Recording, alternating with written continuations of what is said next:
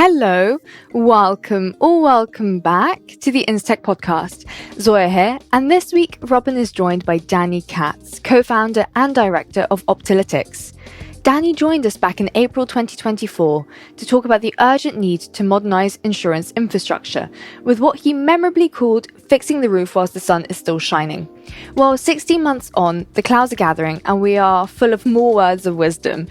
Optalitix has been busy since then, scaling globally, embedding themselves into the UK market, and partnering with major players like Lloyd, Re and GoCompare. It's a timely and candid look at what insurers need to do to survive and thrive as the market softens. So in this episode, Dani touches on, did insurers really fix the roof or are they now scrambling in the rain? What's the minimum level of tech needed to compete in a soft market? And what defines a tech partner worth working with? Robin and Dani also cover the rise of smart platforms, the state of innovation in the UK versus globally, and why the future belongs to those who embrace change. So get yourself a cup of tea, coffee, it is a Sunday morning, and now let's dive into the conversation. A very warm welcome to this week's InsTech podcast. I'm joined this week by Dani Katz. He's the co-founder and director of Optalitix. Dani, welcome. Thank you. Great to be back.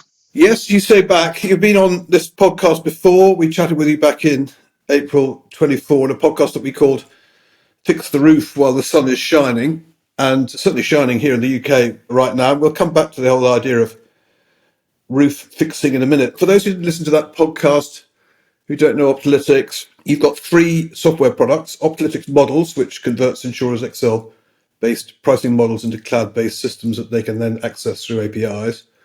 You've got Optalitix Quote, which is the underwriting workbench for insurers and MGAs, and Optalitix Validate, which analyzes Excel-based information for third parties to help insurers validate it. Is that still the product set? It is. What we've done as well is we've taken Validate and incorporated into our Quote product, because we found a lot of our Quote clients who are pricing business would like to be able to analyze and understand claims data, premium bordereau data, validate it, get accurate views on it. So we're really focused now on models and Quote. Interesting. And then how's business going? You've done that for a reason, but in the last 18 months, are you still seeing good progress, good demand?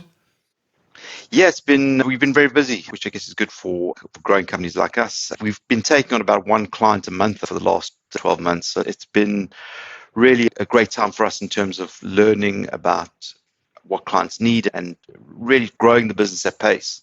Luckily, our products are designed to scale. We convert existing models into cloud-based systems rather than just recoding them from scratch, which means we're able to implement our clients quite quickly. And I guess one thing also, which I'm very proud of actually, is how Optalitix is now getting much more recognition as a strategic partner in the insurance ecosystem in the UK and globally. So we already in the UK support companies like GoCompare with all of their insurer clients across the UK that offer motor and home in terms of their pricing. And we also have supported Lloyd's for many years since we were in the Lloyd's lab. We collect and collate all of their catastrophe reporting data in the US and Australia.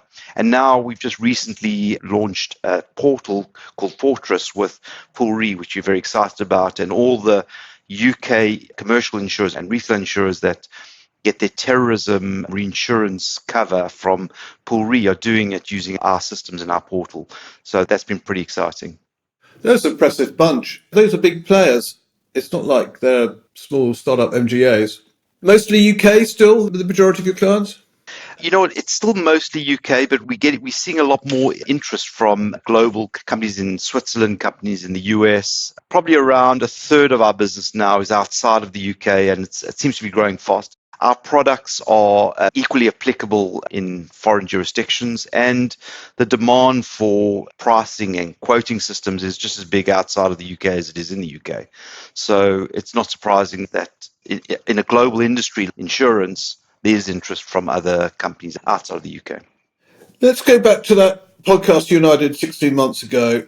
And you were rightly encouraging the insurance industry to go fix its legacy tech and data mastery issues during the good times. It was a hard market. And your expression, let's go fix the roof while the sun is shining. I think the sun is probably no longer shining, or at least disappeared behind a cloud. Was there much roof fixing in that time? I'm not sure I saw a lot of it. You know what? Honestly, probably not enough. We were in a hard market. I think we are now heading towards a softer market for sure. And a lot of companies are still living on old tech. And I think when market cycles change, it becomes more and more important for people to be able to track what's happening, what the underwriters are doing, what risks they're taking on. I think we're starting to see the urgency from these companies increase because they're realizing that in a changing market with all the competitors digitizing quite quickly, it's time to start fixing the roof. It's always much harder fixing the roof when the rain's falling, which we feel it's now starting to fall. We can see the drizzle coming. Insurers are dealing with a rapidly changing market with reducing demand, and they need to do something about it. They need to make sure that they're ahead of the curve and they're able to see the changes as they happen. Yes, not enough changes, but we're seeing a lot more encouraging signs at the moment. Let's just look at the market, the sort of macro picture a little bit. We've got Monte Carlo coming up in a couple of months. You're always very good at making predictions and doing what you do in the context of the wider market.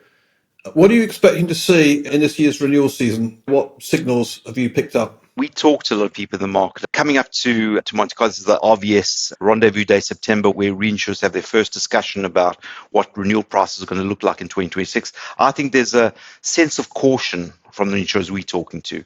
They see the softening market approaching, definitely. Rate momentum has definitely slowed, and loads of capital is coming into the market. We're hearing a new announcement every day of a new company coming in. So there's a lot of uncertainty about what's going to happen to rates, but there's also uncertainty around climate risk, inflation, geopolitical risks. So they're seeing both sides happening at the same time. Rates softening, but the risks that they carry remain heightened. And I guess there's concern about what that's going to mean.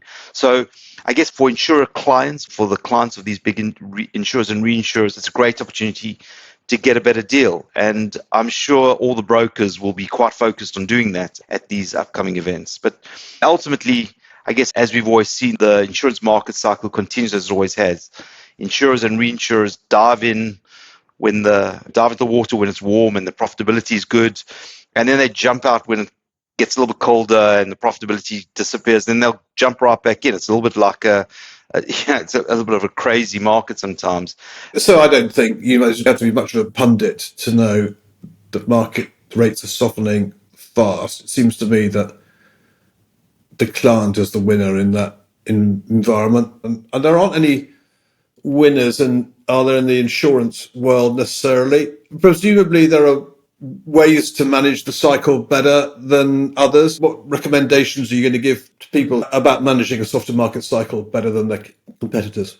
My view in terms of who the winners will be in this market as it softens is those with really strong data discipline, pricing sophistication, and ability to manage their risk portfolios and risk profiles better.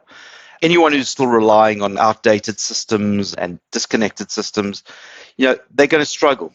They really are going to struggle. The market is changing fast. The speed at which transactions are happening means that you really need to be forward thinking. You need to be ahead of the curve. You need to have the new systems that give you speed, insight, and ultimately the profitability you need. But what's the minimum tech required in those situations? I'm still appalled by some of the conversations I have with people still operating on, which I thought were long gone, and I can start pitching some great agentic AI model or something, and I realise that I'm preaching to the wrong audience. But what if you want to have the characteristics you just defined? What's the minimum tech that you need to be able to handle that properly? Tech is definitely advanced. I think we long past the time where just a spreadsheet is good enough. You need a proper platform that takes everything in across the board. It has to allow you to deploy your pricing models faster, use your live data for enriching quotes, and really make better underwriting decisions with all of the facts at your disposal, both as underwriters, but also as the people managing that overall portfolio.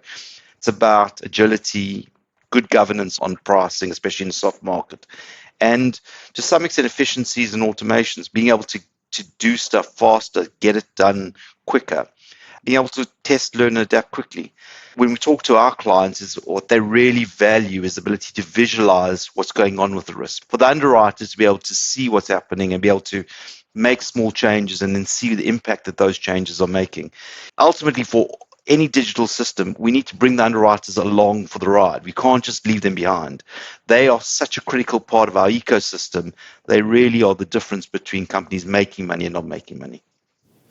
Do they still fear this technology a bit, do you think? It seems to me that we're in a nice position now where people seem to accept levels of automation, but they're less accepting of what I call augmentation. In other words, if it makes their job easier, they're happy. If it looks like it might be helping them make a decision, they're not.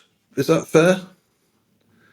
To an extent it is. People resist change all the time, but I think when people see it and they realize the benefits and the value that the technology can bring, we see that people adapt and change. And underwriters, even people that have been doing the same thing for many years, when they see the impact that technology can bring and the insights it gives much deeper into the process, I think they realize very quickly that you need it to compete. And ultimately, we're all competing. We're all in an industry where if we don't get it right, someone else is going to eat our lunch. But do you think that's well understood in the market? And what I mean by that is, for a long time now, no one has felt particularly a competitive threat. They've made good money. They've been able to get access to the risks that they wanted. And I haven't heard of people talking about a burning platform. Unless we do this, then that's going to happen. Back to your fixing the roof. I need to be persuaded that people really want to fix the roof. Is the soft market going to do that, do you think? I think the soft market is helping, but we definitely are seeing a shift. And I think the other thing is the new technology coming through. Everyone's hearing about it. They're using it, the AI and all these new tools, and they're realizing that the old way of doing things just isn't going to work anymore. Leadership teams are much more aware, especially as the pressures and competitive pressures mount. A lot of the narrative within the boardrooms has changed from something which is nice to have to need to have.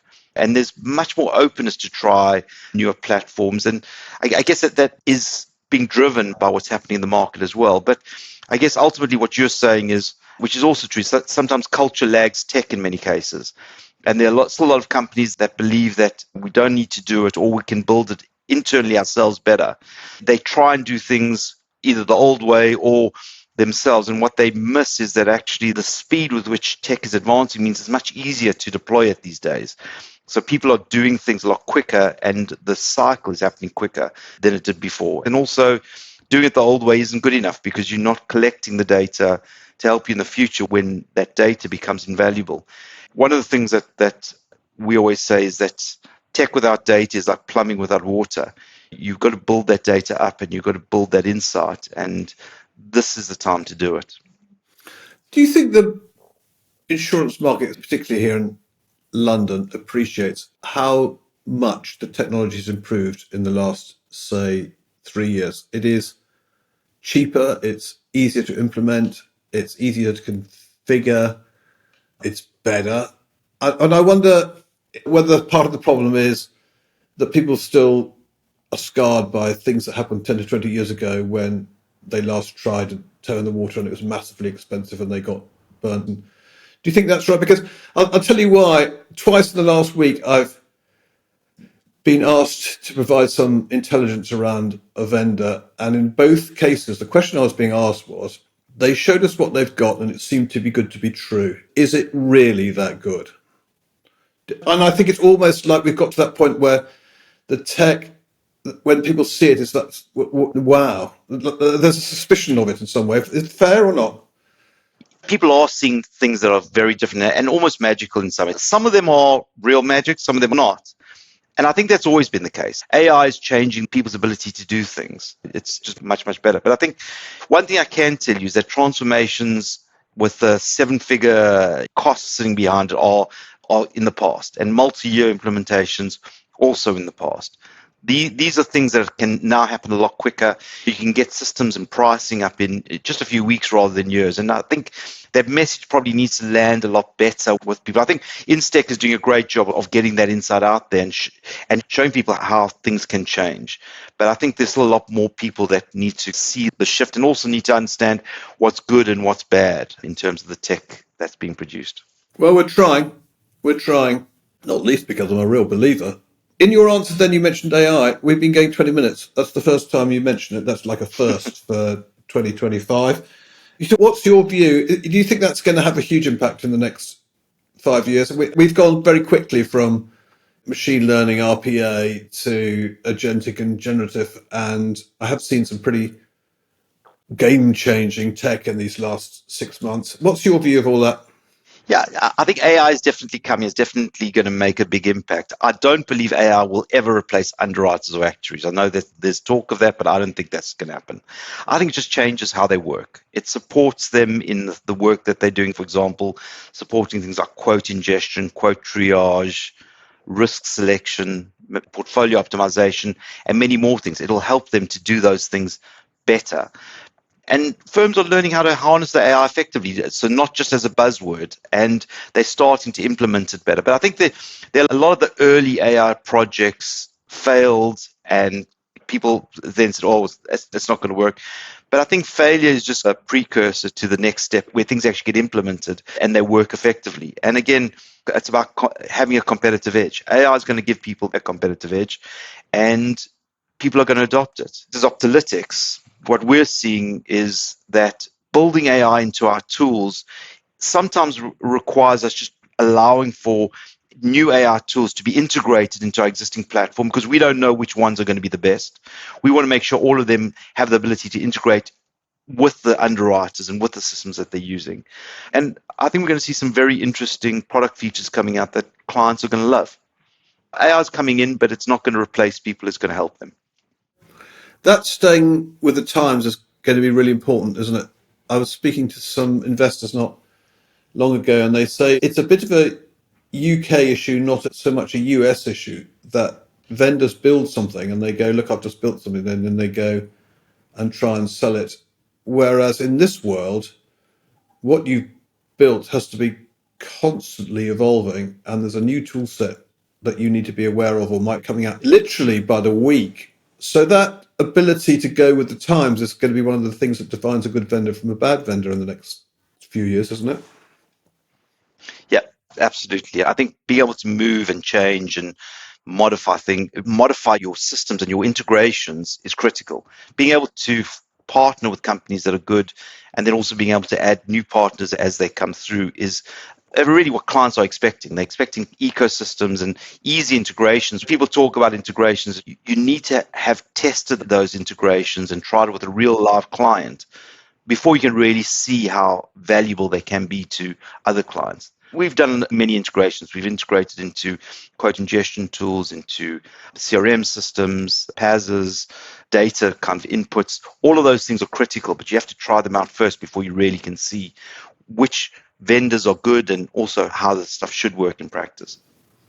Yeah, you got a lot of people talking about ecosystems, and who just done not much more than make an announcement, and then there are people who just get on building ecosystems by connecting. Look, this is a question we ask quite a lot these days. Where do you think we'll be in 5 years' time? I'm conscious of the old Warren Buffett quote of, are we going to see some naked swimmers when the tide goes out? In other words, when the rates soften. Cast yourself forward 5 years.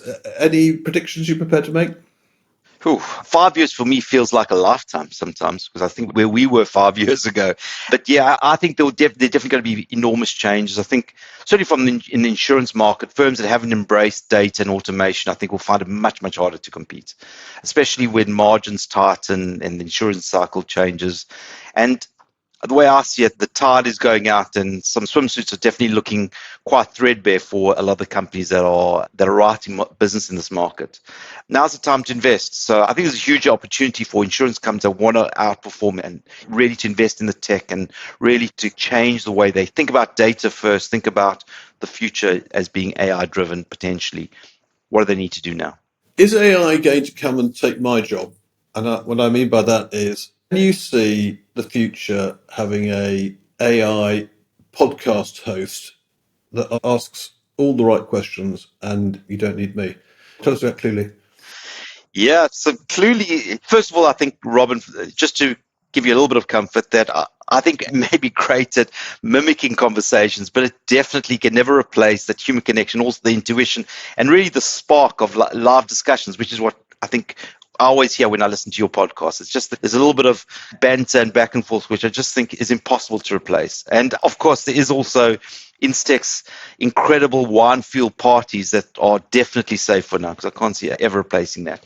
But yes, AI-enhanced content is everywhere, and Cluely is an interesting tool that I came across, which I thought was quite useful. It basically puts up all the AI on the screen as you're talking. It's literally was invented, I think, 2 months ago, and already it's got like hundreds of thousands of subscribers. So there's just AI is changing the way things work all the time. But ultimately, humans are humans, right? We like talking to each other. We don't like talking to AI. The kind of back and forth of a good human conversation will always be better than AI. My fallback position, of course, is dinners. I'm trying to think of how AI. Ultimately, I may just have become a professional dinner host. That's safe territory. I can't see that Cluely or anything else is going to take my place as a. I had one question for you, Robin. My question for you is to turn things around a little bit. I'm interested in your origin story, the Robin Merttens origin story. So tell us, for the podcast listeners out there, how did Robin Merttens become the doyen of InsurTech and completely change the industry in the UK? AI will correct you there. It's very flattering. You need to give me a whole podcast to answer that. But what I will say is I started out on this mission to get the insurance industry, particularly the London market. It seems to me that the retail composite market was already full of good tech and good people. So I always fixed on more the complex end of P&C, where I could see next to no willingness to embrace the internet. And that was 1999. And that was built a trading system called RI3K, which we were incredibly well backed to do. And one day I'll write the book about RI3K. But look, I've not changed my stance in 25 years. There's so much that we could do using technology to make ourselves better. And I don't know whether it's stubbornness. I don't know what it is. But I've been preaching the same thing. I haven't really made any money out of it. But you've got to be true to yourself if you're going to enjoy what you do. You've got to truly believe. It sounds like something of a trite thing to say, but it has been a mission for a long time. And one day I'll be proved right. One day after I've retired, everyone, oh, well, Robin was quite right. But it'll be too late for me by then. There's nothing about that surprised you. You know my backstory a bit, don't you? You know what? I hadn't known about it before, and I find it fascinating. And I think one of the things that you forget is how much you have changed the industry, how much InsTech and the stuff you've done has changed the industry. Because I think before you came along, I think technology was something that happened on the side in insurance, whereas actually it's changed. Technology and insurance has changed a lot. And I think a lot of it is as a result of the work that you're doing. And everyone I talk to outside the UK market says how impressed they are with the technology in the UK market. And I think that a lot of that is credit to you and to Matthew and to everyone who's been involved in InsTech, to bringing it out and making sure we go to these events and really hear more about what's actually going on. Well, that's incredibly kind. It's also a very good way to get yourself back on the podcast in 16 months' time. And I'll tell you what, why don't we do this? If I'm still going strong in 16 months' time, we'll flip it on its head, because the last half of this podcast, you've been hosting me and I've been answering the questions. So why don't we do that? In a year from now, we'll have Dani Katz podcast with Robin Merttens. Deal? Love it. Looking forward to it. I'll send the questions over in advance. Dani, it's been a pleasure. Thanks so much for joining us. Well done with everything you do at Optalitix. And let's see what happens when the sun stops shining. Thank you. Looking forward to our next discussion, and definitely looking forward to what happens in the insurance industry. Thank you. Pleasure.